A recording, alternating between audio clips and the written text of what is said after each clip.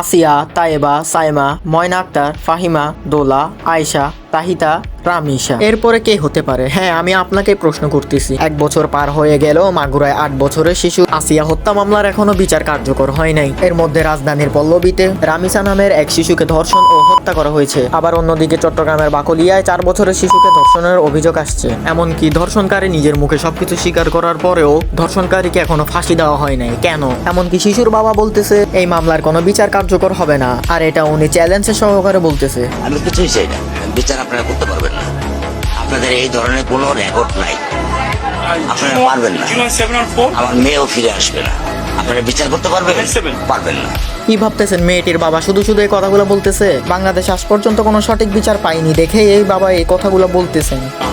আপনারা কোনো এক্সাম্পল দাঁড়া করাতে পারবেন? পারবেন না। আমি ওনার কথার সাথে পুরোপুরি একমত। শুধু আমি না, দেশের প্রত্যেকটা জনগণ এই কথাটাই মানে। এই দেশে অপরাধী নিজের অপরাধ স্বীকার করার পরেও তার শাস্তি দেওয়া হইতেছে না। কিসের ভাই এখনো তদন্ত কিসের চলতেছে? দেশের প্রত্যেকটা জনগণ প্রতিবাদ করতে নেমে গিয়েছে রাস্তায়।